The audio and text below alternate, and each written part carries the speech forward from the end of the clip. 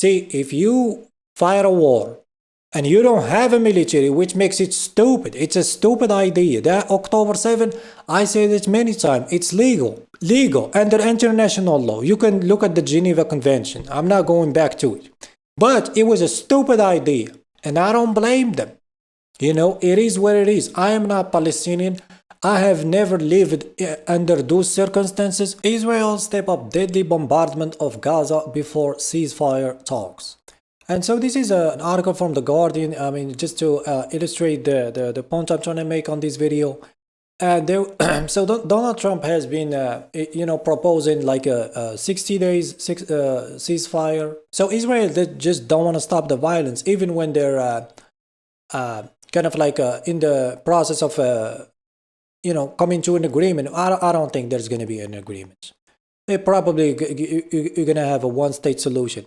Now, this is how they crammed them over here in this white area. And pretty much all this yellow zone is military is getting bombed every day. And this is just tragic. Like the level of violence, I wasn't expecting to see that in my lifetime. Some people say it's because of these parties. Some people, and if you've been watching my channel, I try to criticize everybody. And I don't think Palestine is innocent in this whole conflict.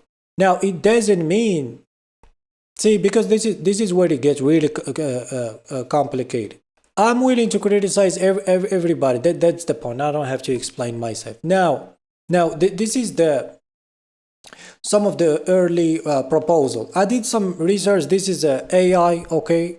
And it's basically this deep research, and it goes through multiple sources and all that, and just to gather the information. And I know it's going to be biased, right?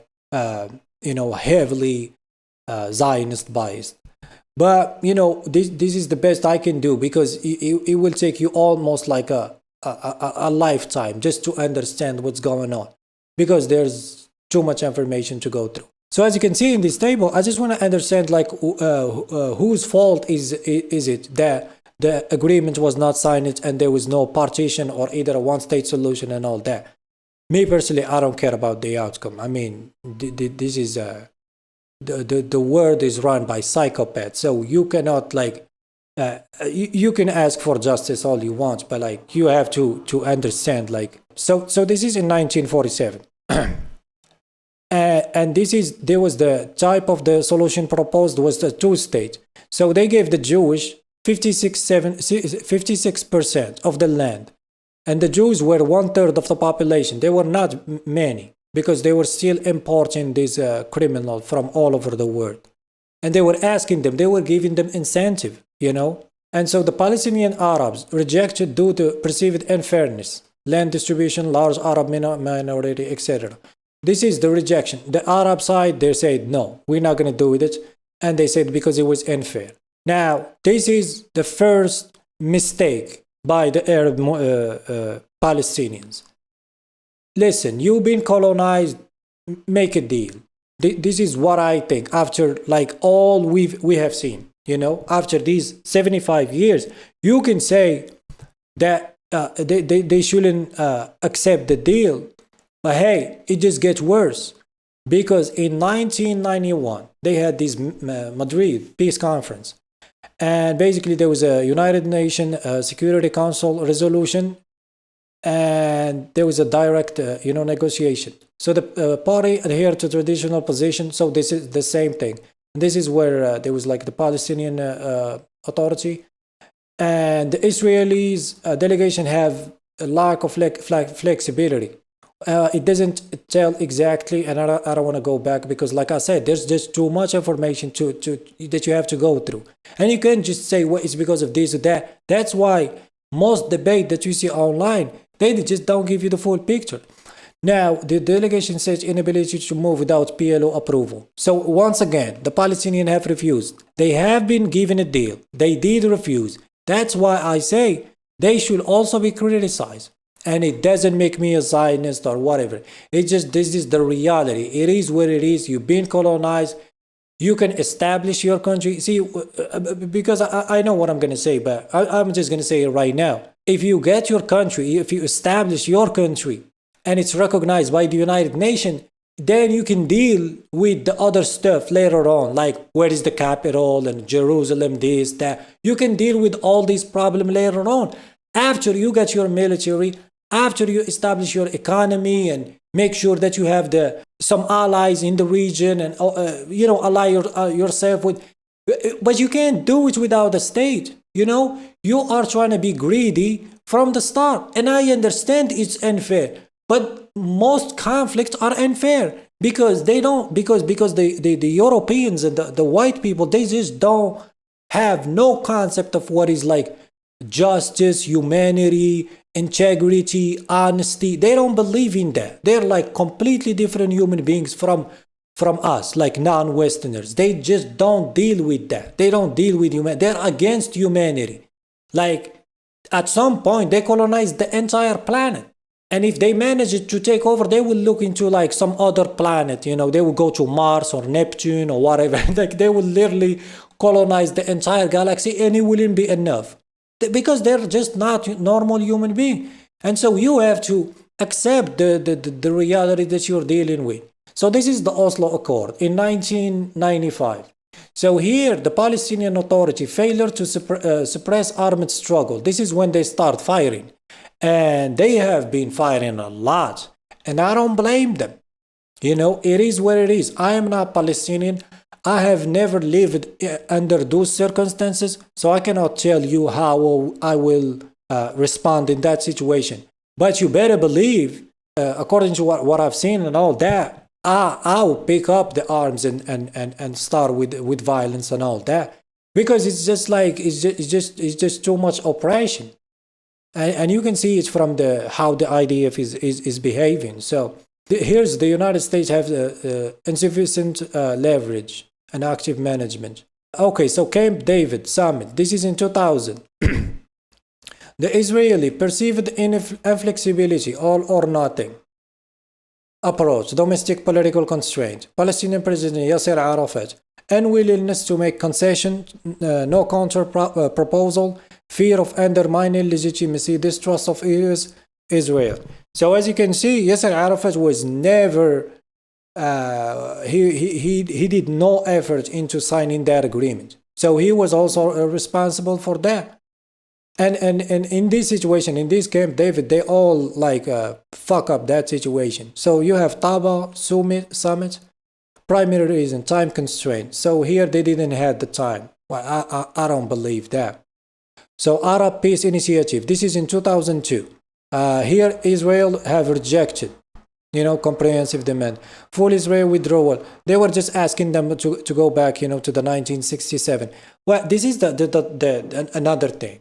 See, if you fire a war and you don't have a military, which makes it stupid. It's a stupid idea. That October 7, I said it many times, it's legal. Why? Legal under international law. You can look at the Geneva Convention. I'm not going back to it.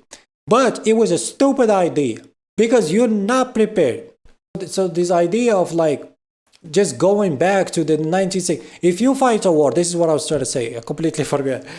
If you fight and you lose, you cannot go back to the previous deal. And you hear them talk about 1960. Motherfucker, this is not 1967. You fought the war and you lost. So now you have to deal with the consequences.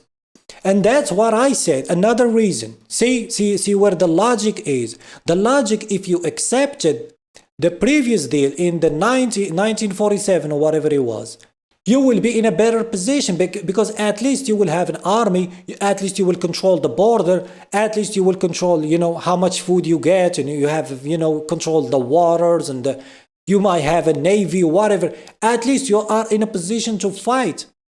But doing it with militias and tunnels and that was a stupid idea. And like I said, I don't blame them. And it's completely legal. Armed resistance against illegal occupation, it's legal. So don't get at me. So anyway, this is 2003. Phased approach, confidence building. Lack of sustained commitment, allowing plan to undermine. So the US, basically the United States have been vetoing this United Nations resolution because they're savages and psychopaths. and somehow they have been using Israel as a policy instrument in the region. So once the United States get involved, I mean, you're pretty much fucked. So you have in 2007, what is that? Annapolis conference. So Hamas, this is when they started having this Hamas. Continued violence, acting as a spoiler. Israeli political leadership, Olmert resignation, new government, non-binding stance. The US limited high-level engagement. So it's failed because Hamas, and it's also because the Israel, they had this resignation, and they have some political stuff. So Kerry initiative. This is in 2014. US-led talks for a comprehensive agreement, confidence-building measure, prisoners release, alongside confidence. Now, between these resolutions, between these talks and diplomatic, negotiation, there's a lot of stuff happening in between. Massacres and detaining people and all type of crimes happening. Like it is crazy. That place is a crazy place. Like I can't even imagine like how it's like to live over there. So lack of political while domestic support from both parties. So which one is continued settlement expansion? So they were just expanding, and that's why I said in the beginning that you should have accepted the deal, because if you control the border, they cannot keep expanding, but you have lost. You're not recognized as a state, so now you're living under a siege, and you completely fucked, right? So Palestine, I mean, just the bottom line in here is I was asking, to give me a conclusion, and they said, well, this is a difficult because it's AI and it's it's American technology, and it's heavily biased. They can't criticize, and this is why I do this video. Now, the point that I'm trying to make, and just to conclude this video, both sides are in the wrong. Palestine, the Palestinians have been presented with many opportunities, and they really messed up their situation. And sometimes it's the PLO, sometimes it's the one of the leaders, sometimes it's Hamas, so it is not innocent. That's what I'm saying. It is tragic what happened to them, but they had like multiple time to sign a deal. Like I said, with my logic, I believe, so this is in just my humble opinion. If you at least establish your state and all that, you can deal with this minor, because one time there's in one of these agreements, I think it was Yasser Arafat, he said, no, we're not gonna, we want Jerusalem to be our capital. That was a small issue. Like you didn't have to do that. And there's also the arrogance from the Palestinian. They just don't want to. They don't look at it like as a realistic situation. And the fact that after all this time, all these Arabs and Muslim countries and all that, they completely abandoned. They were like, hey, you want to fight the Israelis? Go fight them yourself. We're not gonna join. We're not gonna destroy Egypt so you can have a Palestinian state when you have been presented with all these opportunities and you always fuck up, right? Saudi Arabia is like, hey, we're not gonna ruin our economy and get like American bombs dropped on our cities just so we can help you. So it's like you see how difficult that situation. And please do not blame just one side. Say this and that. I understand Israel is to blame. Anyway, if you have anything to add, leave it in the comment section below, and see you next time.